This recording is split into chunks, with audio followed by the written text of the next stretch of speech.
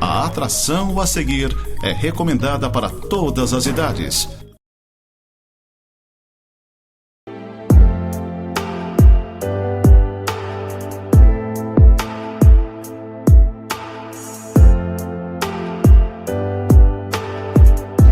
Olá, gente amada, gente querida, que a graça do nosso Senhor Jesus Cristo esteja com cada um de vocês. Aqueles que são mais antenados, que têm tido uma assistência mais assídua desse programa Momento de Santidade, estão percebendo que eu estou fazendo uma sequência, focando na cruz de Cristo, no sacrifício de Jesus, voltando para a questão da Páscoa, que em breve vamos estar celebrando, que é uma das datas centrais, vamos dizer assim, de toda a fé cristã. E hoje eu gostaria de partir do Evangelho de João, capítulo 19, no verso 30, aonde nós lemos o seguinte: quando, pois, Jesus tomou o vinagre, disse: está consumado, e inclinando a cabeça, rendeu o espírito. Está consumado, tetelestai no grego. O cenário aqui, na verdade, é a crucificação de Jesus, como eu disse. O Senhor Jesus, ele foi crucificado ao lado de dois malfeitores, um à direita, outro à esquerda. Enquanto um deles blasfemava, pedindo que Jesus descesse da cruz e os livrasse também, o outro clamava e pedia por misericórdia, pedia que o Senhor lembrasse dele quando viesse no seu reino. E o Senhor Jesus então teria dito: hoje mesmo estarás comigo no paraíso. Então nós temos dois malfeitores, dois destinos antagônicos, um diretamente ao inferno, o outro diretamente à eternidade com o Senhor. O Senhor Jesus, ele proferiu 7 palavras na cruz. Nós estamos aqui abordando a 6ª palavra, está consumado.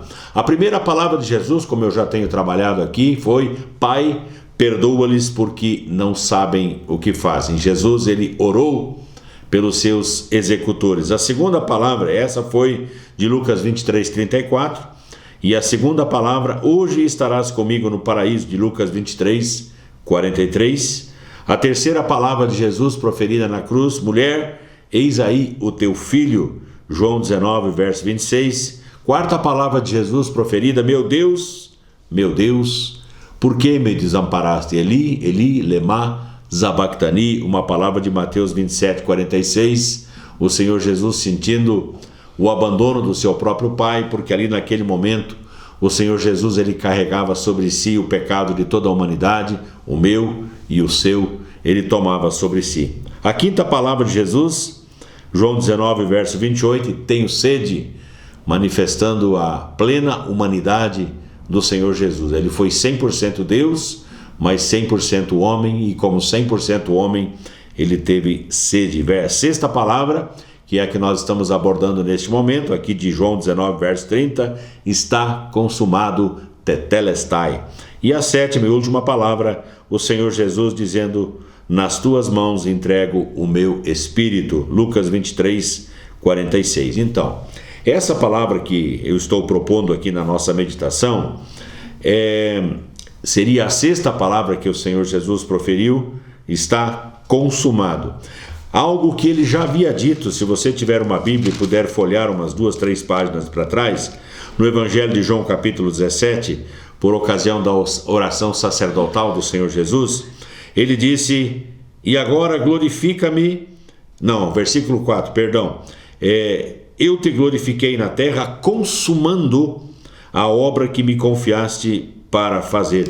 Consumando, ou seja, Jesus veio para consumar uma obra que o Pai tinha no seu coração. Eu sempre prego e ensino que antes de haver mundo ou qualquer coisa criada, já havia uma cruz assentada no coração do Pai, aonde ele ofereceria o seu Filho por amor a nós, por nossa salvação.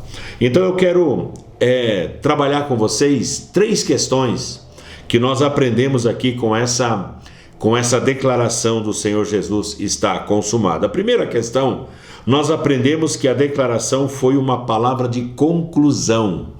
Foi uma palavra de conclusão. Jesus fez uma obra completa, você precisa entender dessa maneira. Jesus, ele fez uma obra completa, não deixou nada inacabado. Aliás, Aonde nós vemos os relatos na Bíblia Sagrada, nada absolutamente ficou inacabado. Se você olhar em Gênesis capítulo 2, o verso 1, fala da conclusão da criação do Senhor. Ele concluiu, ele terminou, né, em 6 dias e no 7º dia descansou, mas houve uma conclusão de toda a obra criada. Em Apocalipse capítulo 21, versículo 6 está escrito, está feito, ou seja, tudo que o Senhor veio para realizar, ele realizou, criando novos céus e a nova terra, e ele diz, está feito, ou seja, foi concluído, nada inacabado. E a redenção, como nós estamos vendo aqui nesse texto, ela foi absolutamente concluída também.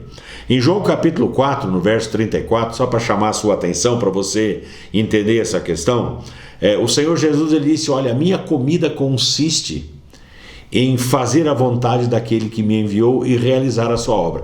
É minha comida, é o meu moto, é o que eu vim para fazer. Eu vim para concluir o que o Pai tinha no seu coração. No Evangelho de João, capítulo 5, verso 30, o Senhor Jesus ele disse, eu não procuro fazer a minha própria vontade, mas a vontade daquele que me enviou. Eu não vim para fazer o que eu quero, o que eu desejo, mas eu vim para cumprir cabalmente a vontade do meu Pai que está nos céus. Palavra do Senhor Jesus.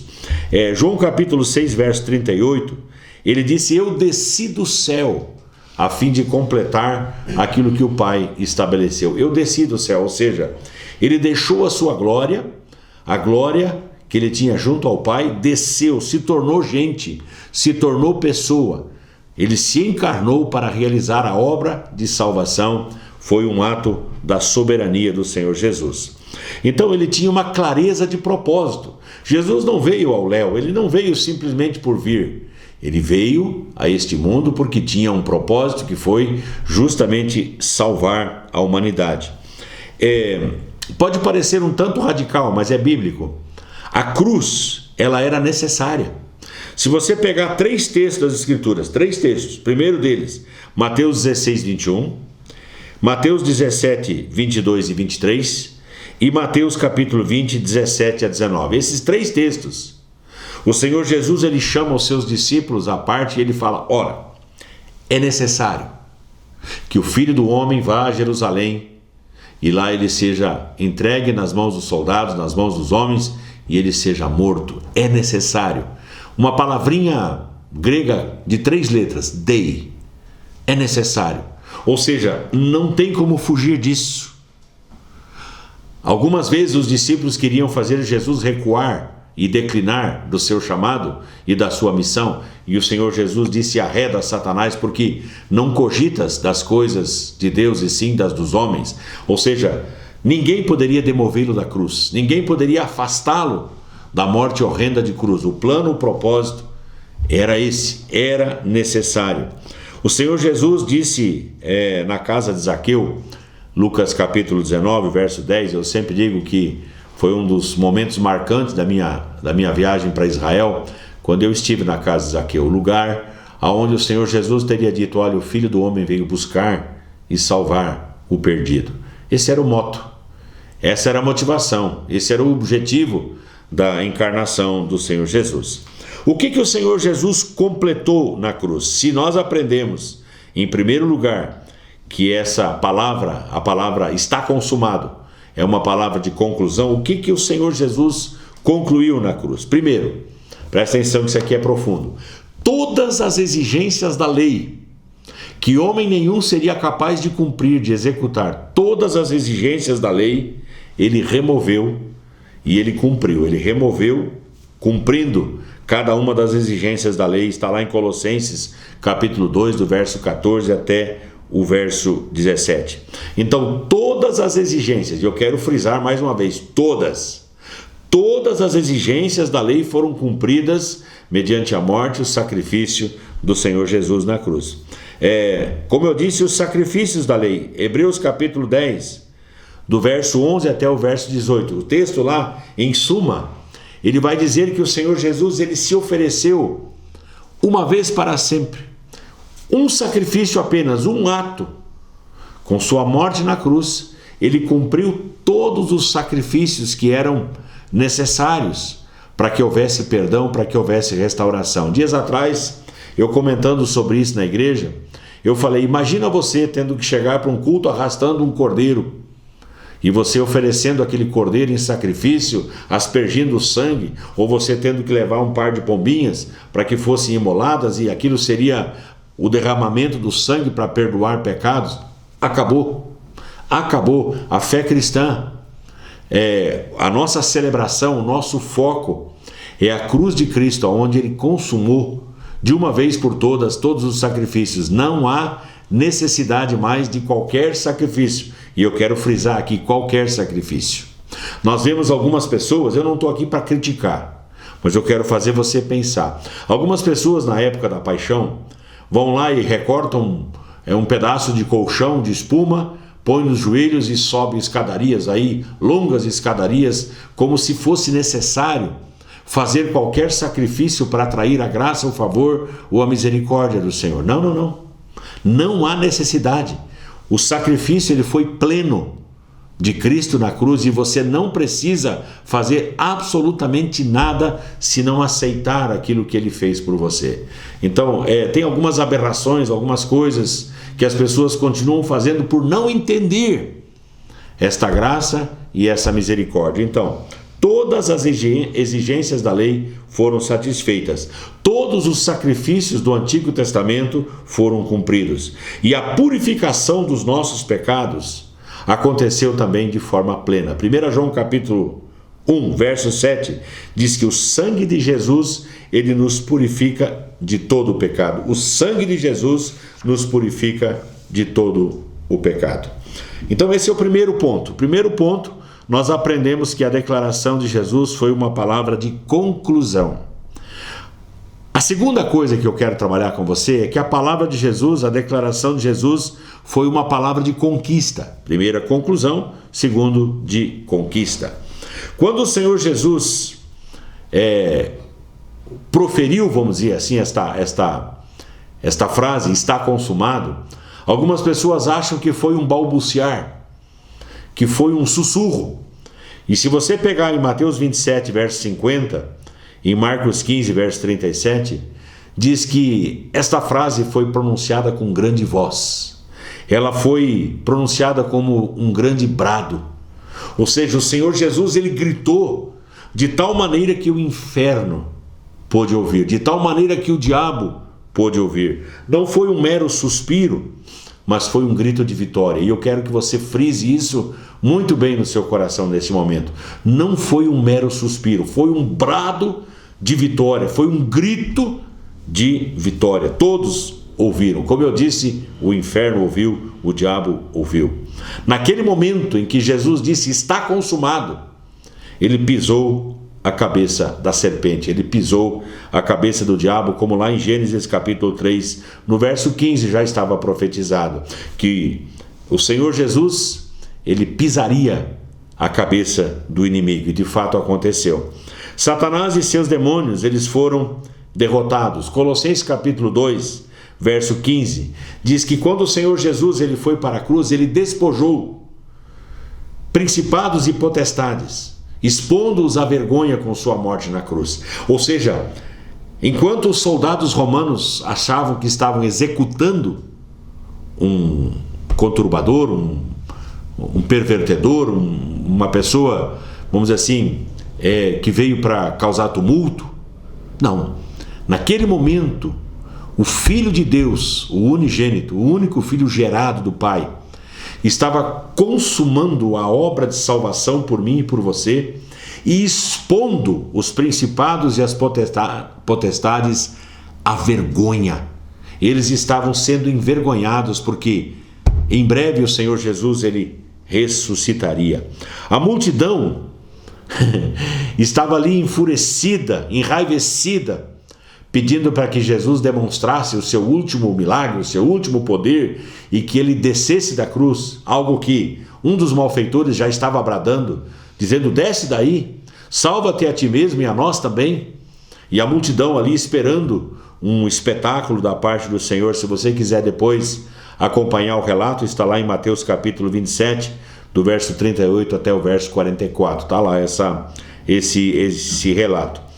E o que acontece? Jesus não ouve, ele não dá atenção às vozes das pessoas, da multidão, ele não dá vazão à voz daquele malfeitor, ele permanece na cruz, apesar de ter o poder para descer, apesar de ter o poder para sair da cruz, ele permanece na cruz como 100% homem e como 100% Deus, ele permanece ali na cruz, salvando a mim e salvando a você. E isso me leva a dizer que a partir da cruz de Cristo, você e eu, nós fomos equipados para vencer, pois o nosso Jesus foi vitorioso na cruz, ele venceu. Não olhe para a cruz como um lugar de derrota, não olhe para Jesus como um fracassado, mas olhe para Jesus como alguém que te amou e te amou até o fim. Olhe para Jesus como alguém que ofereceu a sua vida em sacrifício, que disse ao Pai que pagaria o preço pela salvação da humanidade. Se o preço fosse a morte e morte de cruz, assim ele se ofereceria voluntariamente. Então, nós aprendemos em primeiro lugar que a declaração de Jesus foi uma declaração de conclusão. Ele terminou, ele concluiu, não haveria necessidade de mais nada. Segunda coisa, foi uma palavra de conquista. Ele conquistou a nossa salvação, o nosso perdão e o acesso junto ao trono do Pai, junto ao trono do Senhor. O seu brado foi um brado de conquista, foi um brado de vitória. E a terceira e última coisa que eu quero trabalhar com você é que nós aprendemos que a declaração de Jesus foi uma palavra de conforto. Então você tem 3 cons aqui: conclusão, conquista e conforto. Uma palavra de conforto. Todo o débito do pecado foi devidamente pago. Quero repetir. Todo o débito do pecado foi devidamente pago. E não há mensagem mais confortante do que você saber que os seus pecados foram perdoados pelo Senhor. Não há mensagem mais confortante do que você saber que o Senhor Jesus, ele conquistou o acesso junto ao trono do Pai, junto ao trono do Senhor. É uma mensagem confortante para nós nos dias em que nós estamos vivendo de tanto mercantilismo. É uma mensagem de conforto. Eu quero passar para você uma curiosidade. Quando os romanos, eles perdoavam, o exército romano, enfim, aqueles que coletavam os impostos, enfim, os romanos, quando eles executavam alguma dívida, cobravam uma dívida e aquela dívida era paga, eles carimbavam um documento e aquele carimbo em letras gregas era tetelestai, a mesma palavra que o Senhor Jesus usou na cruz para dizer está consumado, ou seja, está pago, não há necessidade. E ele carimba, ele chancela, está consumado. Você não me deve nada, absolutamente nada. E eu sempre digo que uma das coisas mais prazerosas da vida é você ter uma dívida paga, uma dívida cancelada. Alguém esses tempos me abraçou e falou: pastor, tu não me deve mais nada. Eu falei: nossa, e eu fico alegre, eu fico feliz, eu abraço, eu beijo. Sua conta está paga. Bacana quando a gente vai...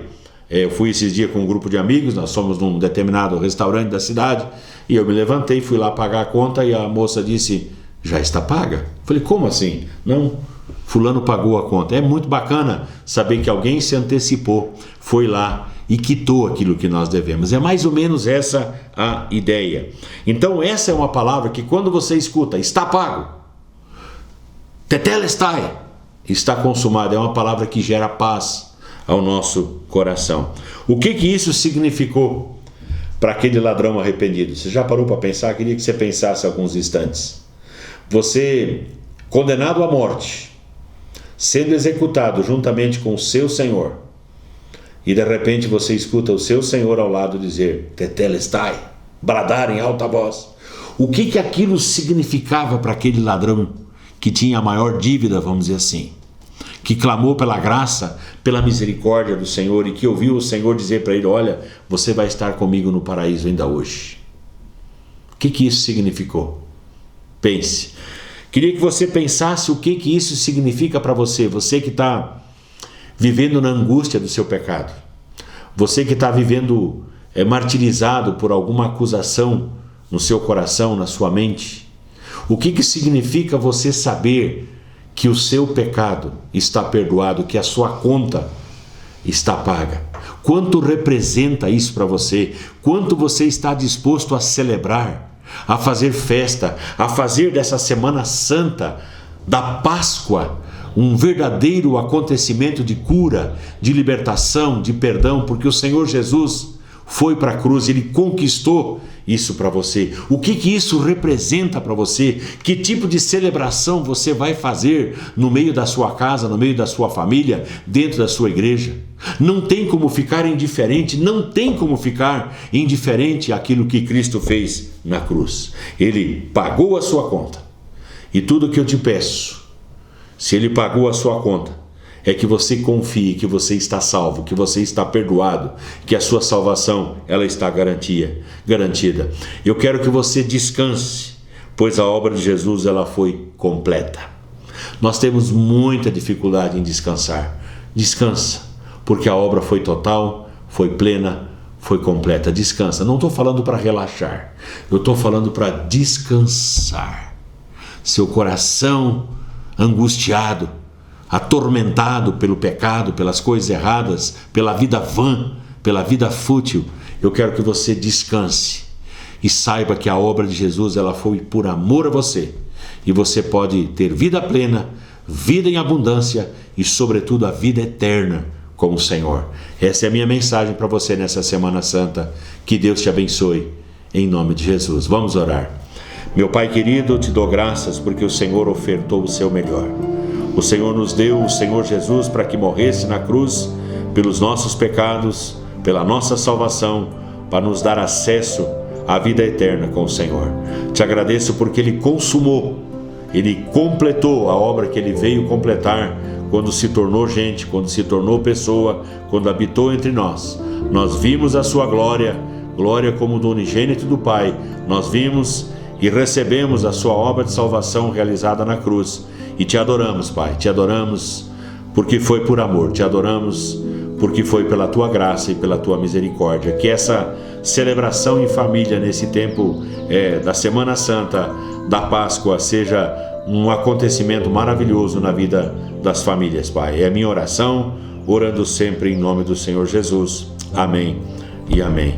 Gente amada, gente querida, que Deus abençoe a todos nessa semana e uma feliz Páscoa em nome de Jesus.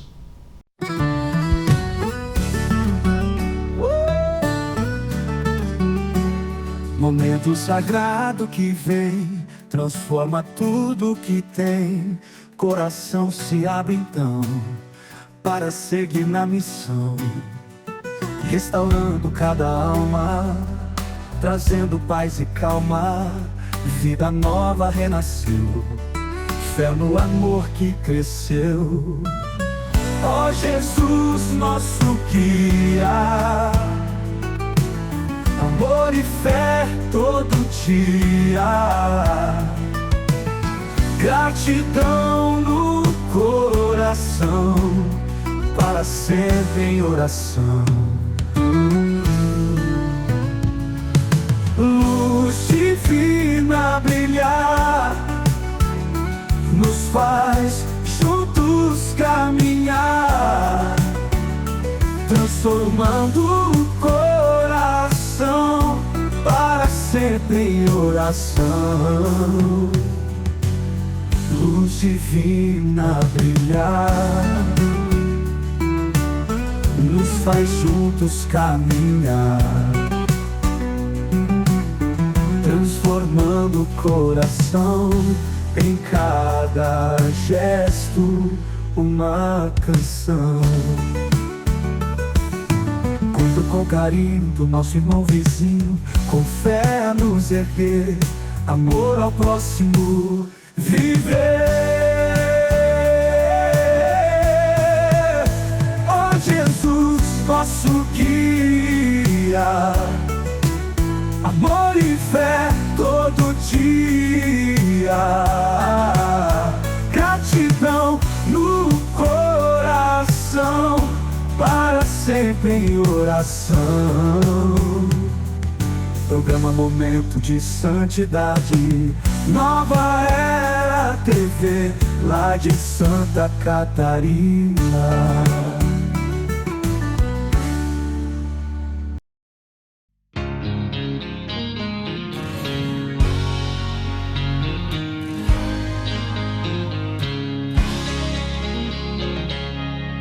Eu sirvo um Deus que faz milagres todo dia.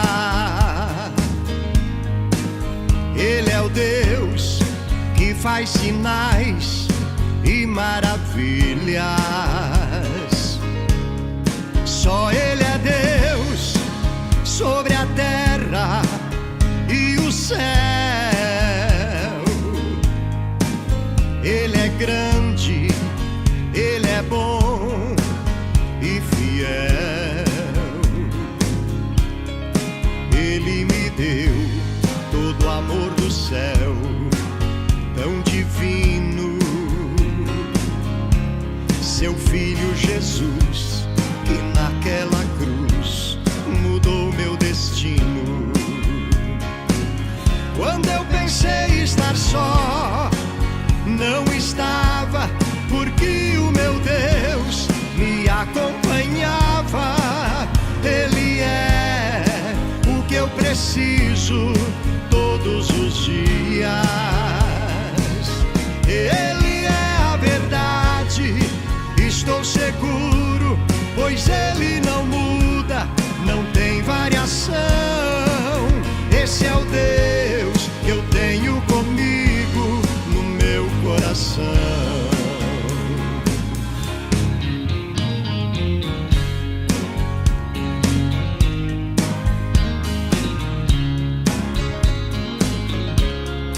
Eu sirvo um Deus que faz milagres todo dia. Ele é o Deus que faz sinais.